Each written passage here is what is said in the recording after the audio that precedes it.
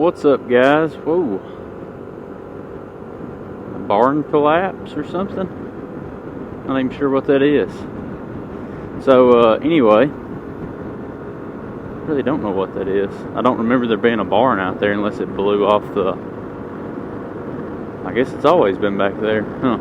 So, anyway, what's up, guys? I'm just making a run real quick up to the gas station to top off the tank on the Burgman, to check the mileage counter that's built in. It currently says I've averaged over the last 139.8 miles since I filled up last. I've averaged 70.7 miles to the gallon. So I figured Sunday, nothing else to do. The weather's going to turn bad here this evening. I'll run to the gas station real quick and just check and see how the computer numbers match up with the physical numbers.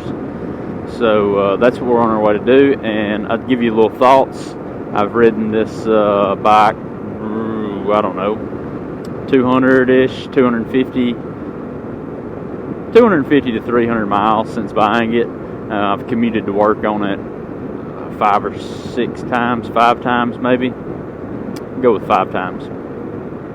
And so yeah, what are my initial impressions after having ridden it for, we'll call this like a 300 mile review, and then I may do one, much later on, after I've lived with it for a much longer period of time. So first off, I have no complaints at my size.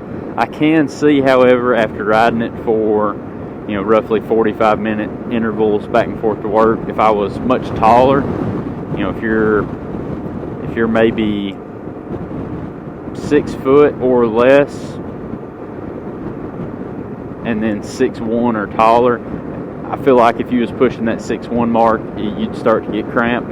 A guy I work with who also rides in every day and parks next to me at work,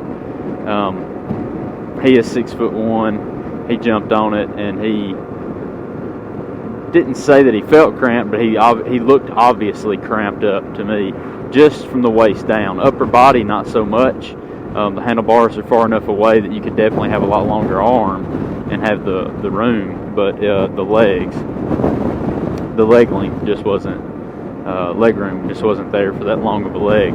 So the physical size constraints of the rider, I would say the 6 foot mark is the high-low limit. So if you're below that, up to it, you should be pretty comfortable on this bike. If you're that high, that tall, or taller, then it might be a problem for you. And there's no real room to scoot back on the seat, because the seat has this very large bolster, which is nice unless you're taller than that. I don't know if there's aftermarket seats. I have no idea. I haven't looked, because it's not something I would need. And moving on from that, I mean, the creature comforts other than that, as far as just physical comfort goes, there's nothing else to say. You've got an ample amount of wind protection. I've threw this little Lamar lip on here just to kind of give me that extra bit, but I didn't really need it, to be honest. I just had it laying around and wasn't being used, so little 5S training there. If you're not going to use it, either throw it away or put it to use. So I put it to use. And then beyond comfort, I'm absolutely loving the storage. I don't even need the top case on the back. It's just nice to have it. When I get to work, with it being wintertime, I take my bibs off. I ride in a set of Wales bibs, and I ride in just a standard North Face jacket with the 2-layer jacket, and then these gloves, and obviously my helmet. So I store all of that stuff on the bike. I don't carry any gear with me whatsoever. I would maybe take my helmet in with me if I felt like I was going to need to charge my Bluetooth headset in my helmet or something like that. I could easily take it in with me, but there's no need to. So I don't take anything in. Everything fits under the seat with the exception of the helmet, but I would be willing to bet you that I could put the helmet under the seat with the bibs and the jacket and the gloves under the seat as well. Like I said, I don't actually think I need the top case, but it's nice to have just the extra storage. Again, kind of 5S situation, either use it or lose it, so I'm using it. I am very interested to see if this mile per gallon counter adds up correctly. I feel like it will. I feel like the gas gauge is very proud because it says I've only got 1 bar left, and I've been on 1 bar for a little while now, and I feel like I should definitely have a decent amount of gas left. Probably, I don't know. I feel like I should have like 80 miles worth, so we'll see. Alright, so we held 2.1 gallons and we were at 143 miles. So, call it 2 gallons, that makes 70. So yeah, it's coming out about right. Am I thinking about that right? Yeah, because 140 would be 70 miles to the gallon. 2 gallons would be 140, so yeah. And that leaves us with at least 0.7 gallons left. So we could have pushed 200 miles.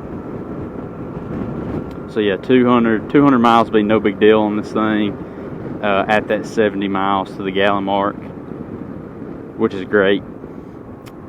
If I wasn't riding on the highway, when I say highway, I mean my work commute on this thing is 4-lane highway. So 65 mile an hour speed limit. Everyone's doing 70 to 75.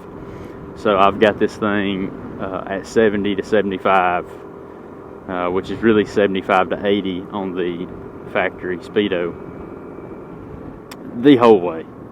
And I'm getting an average of 70 miles to the gallon. So that's good. At those numbers, every time I ride it to work, I save exactly 2 gallons. So regardless of fuel prices, every time I ride this thing to work, I save 2 gallons. So right now, gas is $2.50 here in North Alabama. I save $5 every day that I ride it. That doesn't factor in the money saved by, the price difference between tires for this and tires for a truck, or oil changes in this versus oil changes in a truck. That is accounting for nothing but fuel. I save $5.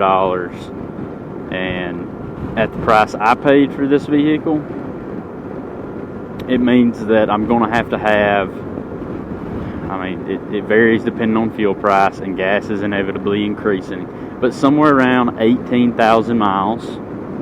Once this odometer has 18,000 miles on it, this thing will be paid for in fuel savings alone, scot-free.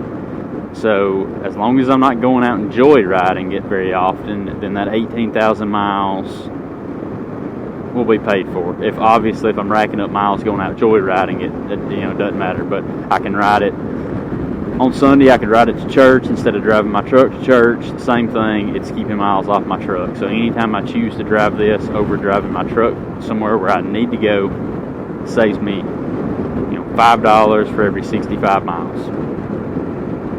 And once I hit,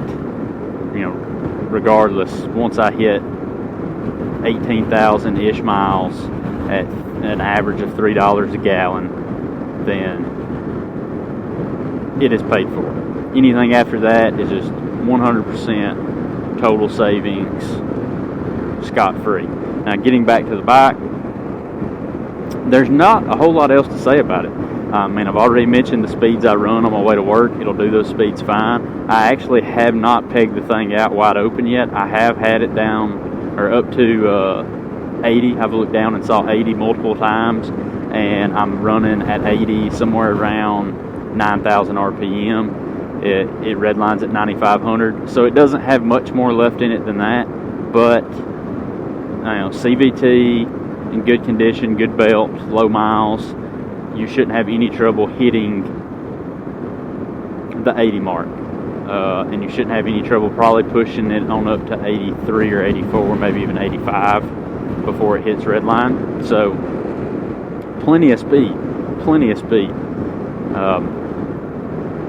Handling is great.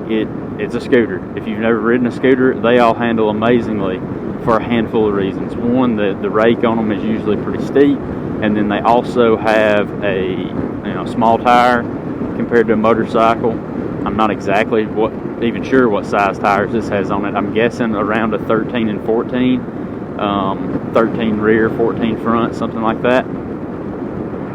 And then, so yeah, handling is super nimble, super flickable. As soon as you put any input into the bars to counter steer, the thing just dives. So super nimble to ride. Great fuel economy. You can pick them up used if you're willing to look around long enough like I was. You can pick them up used for fairly good prices. I've watched other videos and seen other people who have picked up similar examples to this one for the similar price. Around that $3,000 mark, I ended up taking this one home for $2,800. So can't beat it for the price. You can't beat it for the storage. Can't beat it for how just utilitarian it is. So that's my 300 miles impression, we'll say. I'm overly satisfied with the fuel economy. I am immensely oversatisfied with the storage of this particular unit having the top case on the rear. Even without the top case, it still has a crazy amount of storage. There's a glove box here that I never use. There's a full glove box across the whole width of the vehicle here that I do not use, other than it has a 12-volt socket in it, and I plug my phone into it while I'm riding home from work. But the actual storage function of it, I don't put anything in there, as I don't need to. It's crazy amounts of storage. I'm being told from what reading I've done, tires will generally last like 10,000 miles to a rear. That'd be fantastic, because tires for this thing are only $40 to $50 a piece. So oil changes, I haven't done an oil change yet. Looks to be stupid easy, stupid simple. I've got a filter on the way for when my oil change is ready. I'm going to go all the way to 3,000 miles and do the oil change then. I have pulled the dipstick and looked at the oil, and it does look like brand new oil, and I was told it was brand new oil. So oil changes, again, I haven't done one yet. I assume it doesn't hold much more than a quart, because you're only having to lubricate the engine. CVT is a dry clutch setup. You're just lubricating the engine, so by that facet you don't even have to spend extra on motorcycle oil. You can just run a synthetic car oil. I don't have to run synthetic. I haven't read the book about it, but I plan on using my 1040 motorcycle oil just because I trust it well and it's a good oil. But no wet clutch. There should be no issues with running just a synthetic car oil. That's something that's non-motorcycle specific. So far, 300 miles, super happy with it, and couldn't be more pleased. You're not going to get anything else. I wasn't going to find anything else in this kind of price range with this kind of storage and all the amenities that gets this good fuel economy. It's hard to beat it. It really is. So yeah, there's my impressions. I'll see y'all on the next one.